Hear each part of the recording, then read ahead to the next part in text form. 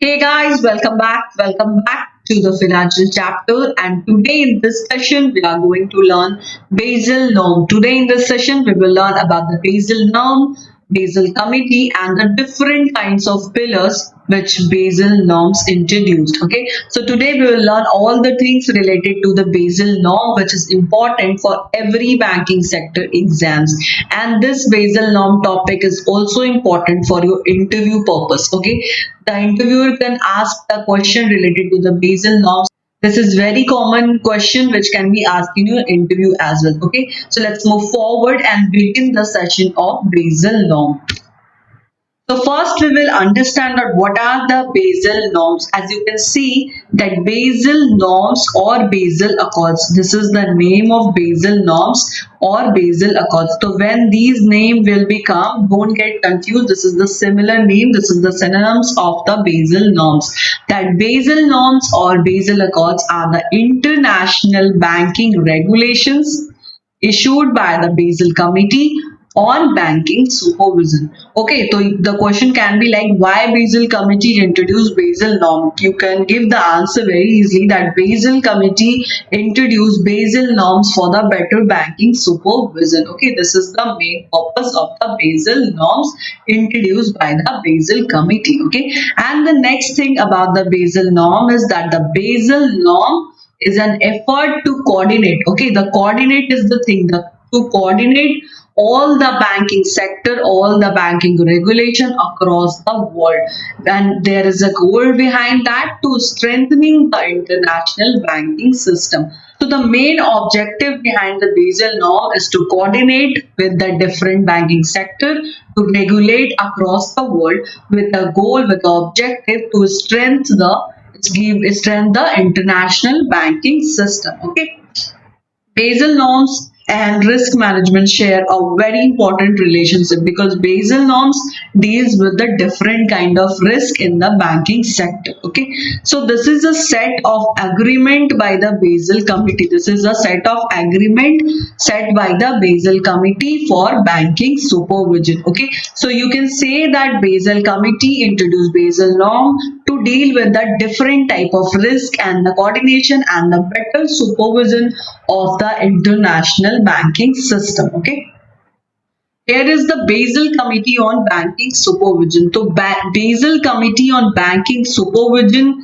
came into existence in 1974. This was established by the central bank governments of group of 10 countries. Okay, Basel Committee came into existence in 1974 by the group of 10 countries. Basel Committee expanded its membership in 2009 and again in 2014 members extended and now 45 members are there including India. Okay, so in 2009 committee expanded its membership and again in 2014 members extended and now 45 members are there, and amongst that India is one of them. Okay, so Basel Committee provides a forum for regular cooperation. Okay, it provides a forum for regular cooperation on banking supervisory matters for the central bank of the different countries. It deals with the central bank of the different countries. You can say that main objective is to enhance understanding of supervisory issue and to improve the quality of banking supervision across the world. Okay, so this is the main objective of the Basel Committee. Banks lends to the different type of borrower and they carry their own risk. So you can say that as bank lend to different type of borrowers and each has their own risk like credit risk, market risk, reputational risk, and we learn the different kind of risk in the risk management chapter, and these are the risks which Basel Committee deals with. They lend, the bank lend deposit to the public and raise money from the market, and due to this bank face a variety of risk at default and as a result they fall. So Basel Committee help them to deal with all kinds of risk. Okay, so Basel Committee has introduced norms that calls Basel norms for banking sector, to handle this kind of risk, all kind of risk, credit risk, market risk, reputational risk, and operational and other risk also. Okay. Basel Committee was introduced in 1974, and Basel Committee on Banking Supervision is housed in the BIS office in Basel, Switzerland. Basel is a city in the Switzerland, and it was founded in 1930. So this is the line where it's saying that Basel Committee housed in the BIS office. BIS means Bureau of International Settlement, which take care of cooperation among central bank with a common goal of financial stability and the common standards of banking regulation. So this Bureau of International Settlements was founded in 1930, and the Basel Committee office is in the BIS office. And to deal with the different kind of risk, banks have to keep aside a certain percentage of capital as security against the risk of non-recovery, or you can say the non-performing assets. And Basel Committee supervise and regulate all these kind of things to take care to deal with how a bank will deal with all kinds of risk. Okay. And here are the three sets of regulation which is introduced by the Basel Committee. Three set of regulation. You have learned that Basel 1, you can see in the news also, this is also related to the current affairs. So the three sets are Basel 1, Basel 2 and the Basel 3, and we will deal with one by one. We will learn about them one by one. First we will start with the Basel 1. Okay. So Basel 1 was introduced in 1988, and how this introduction happened in 1988. Okay, so we will learn about the Basel 1 with the introduction. When in 1950 to 1981, that was a period when there were six bank failure per year in the US, and this bankruptcy of major international banks result in low security. And when this happened, in order to prevent this risk, Basel Committee comprised of central banks and supervisory authorities of the 10 countries, and they gathered in the Basel, Switzerland in 1987. And then their first document was drafted by the committee that banks should hold a minimum amount of capital to deal with this kind of risk, and that capital requirement which is called minimum risk based capital adequacy. And in 1988 Basel 1 capital norms was created. So Basel norms 1 was introduced in 1988 like this. After the failure of major international bank, this was introduced in 1988 to prevent the credit risk.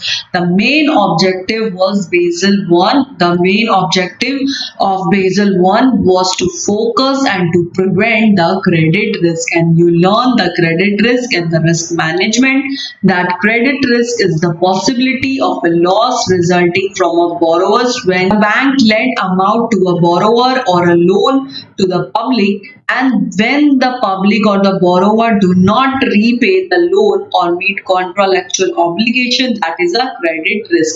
You can say when the bank does not receive the principal amount as well as the interest amount, that is counted as NPA, and that is a credit risk for a bank.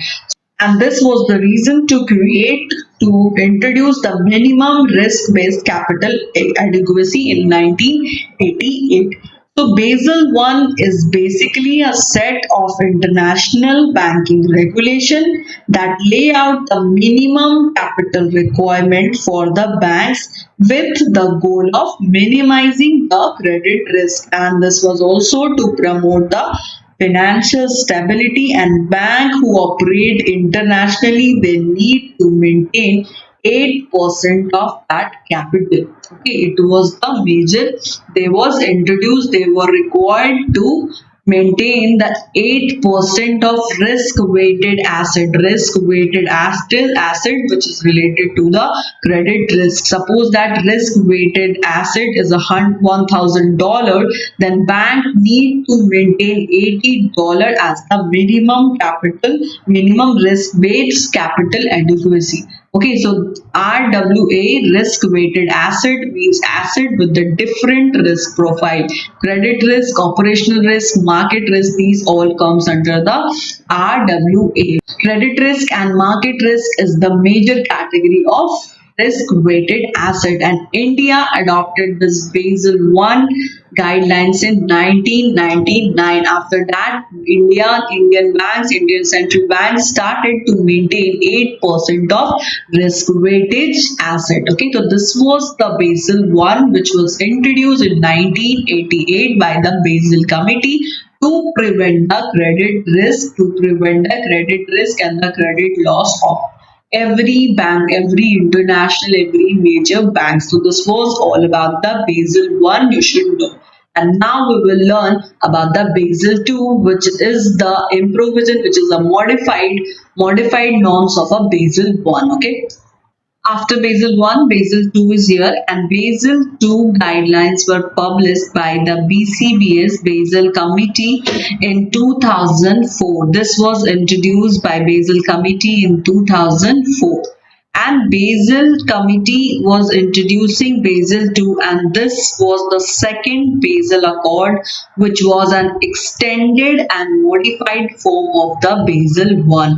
Basel II was introduced with three different pillars. Okay, this was introduced with the three different pillars, and you can see that the Basel II was the refined and modified reform version of the Basel I Accord, and the guidelines were based on the three parameters, that were based on the three pillars, which the committee calls the pillars. So the Basel II was introduced by three different pillars. So we will see what are the three different pillars. The first pillar was capital adequacy requirement.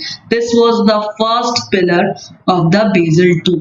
Question can be asked like this also, and this type of question always come in the exam, that Basel II, which pillar deal with the capital adequacy requirement. So you can just say that Basel II pillar 1 deal with the capital adequacy requirement. So this can be the simple answer of this question. Okay, so the questions can be like this, and how you can know about the pillars. So this is the pillar 1, this is the pillar 2, and this is the pillar 3, market discipline. So first we will learn about the pillar 1 of the Basel II.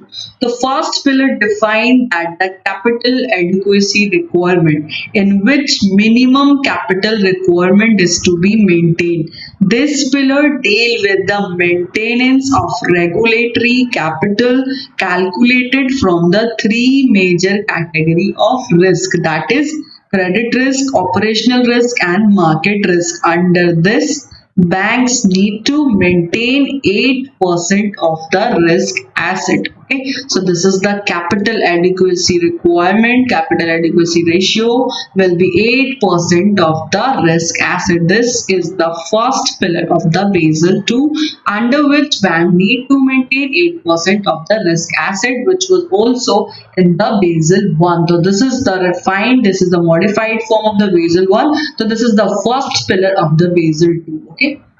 And second one is supervisory review. This is the second pillar of the Basel II. According to this, bank need to regulate the first pillar. It provide basic framework for dealing with systematic risk, strategic risk, reputational risk, liquidity risk, and the legal risk. Or under this pillar, banks can review the risk management system. So this is to review, this is to develop a better risk management technique, and to monitor and manage all different kind of risk which bank faces, and the risk can be more than these three risks, but this is the three risks which is very important for a bank: credit risk, market risk, and the operational risk. Okay, so this is the second pillar which will take care of the supervision of the pillar 1, and to deal with, to take care, to monitor all the different kind of risk which bank will face. Okay, and the third pillar of the Basel II is market discipline. And under this, market discipline imposes strong incentive to bank to conduct their business in a safe and sound manner. And pillar three, allow market discipline to operate by requiring institution to disclose details on scope of capital, risk exposure, and risk assessment process. So this is the pillar three, which allow market discipline to operate by requiring institution to disclose their scope of capital, risk exposure, and risk assessment. So this is to increase the disclosure requirements. Okay, the bank need to mandatory disclose their CR, capital adequacy requirement, risk exposure, risk assessment, etc. to the central bank. So this is the three different pillar of the Basel II: capital adequacy requirement, supervisory review, and the market discipline. So this come under the Basel II pillar 3. 1, 2, 3. We deal with 1, 2, 3, and the questions can be like this: that which pillar deal with the which kind of things. Like you can say that Basel II pillar 1 deal with the capital adequacy requirement, under which 8% of risk asset should be maintained by the bank, and pillar 2 deal with the supervisory review, and pillar 3 deal with the market discipline. So this is all about the Basel 2 pillar 3. Now we will deal with the Basel 3, which is the final form of the Basel till now. Okay, and now we will talk about the final one. This is the Basel 3. The Basel 3 was introduced in 2010. This was introduced in 2010 after the financial crisis of 2008. Due to some weaknesses in the framework of Basel 2, Basel 3 were published, and after publishing this, committee claimed that new standards would lead to be a better quality of capital, increased coverage of risk for capital market activities, and the better liquidity standard. So this was the main objective for the Basel III introduced by the Basel Committee, and it was introduced in 2010. So it was also felt that the quantity and the quality of capital under Basel II were deemed insufficient to contain any further risk. To do to this, the changes were done by the Basel Committee, which was introduced in the Basel III, and under that, the guidelines aim to promote capital, leverage, funding, and liquidity, which was the four vital banking parameters, which was focusing for a better and sound banking system. So we will talk about the different parameter which was introduced under the Basel III. The first parameter was capital. Okay. Okay, here the word is capital is written twice, but don't worry. The capital adequacy ratio is to be maintained at 20.9%, and under the capital, which is tier 1 and tier 2. So first we will understand the tier 1, the minimum tier 1 capital and the minimum tier capital 2 ratio have to maintain at 10.5% and the 2% of the risk weighted asset. So what are this tier 1 capital? Tier 1 capital refers to a bank core capital. Okay, this is a core capital, equity and disclosed reserve that appear on the bank's financial statement. It provides a support that allow it to weather stress and maintain a continuity of operation. So this is the disclosed one on the financial statement. This tier will be disclosed on the financial statements by the bank. And when we are talking about the tier 2 capital, it refers to bank supplementary capital. Tier 2 is the supplementary capital of the bank, which is undisclosed reserves and unsecured subordinated debt instrument that must have an original maturity at least of 5 years. So this is the tier 2, which capital has to be maintained at 2%, and tier 1, which is capital ratio, is to be maintained at 10%. So this you should keep in mind, that tier 1 capital ratio and the minimum tier 2 capital ratio have to maintain at 10.5% and 2% of risk weighted asset respectively. Okay, and when we are talking about the second parameter, which is a leverage ratio. Leverage ratio is the ratio of a bank's tier 1 capital. This is the ratio of bank's tier 1 capital to the average total consolidated asset. Okay, so this leverage rate should be at least 3%, which is to be maintained by the bank. The leverage ratio is the ratio of a bank's tier 1 capital to average total consolidated asset. Okay, and the third is funding, and the fourth is liquidity. These are the different parameters which was introduced by the Basel III. And Basel III created two liquidity ratios. The first one is LCR. LCR means liquidity coverage ratio. This is the ratio which was introduced under the liquidity ratio.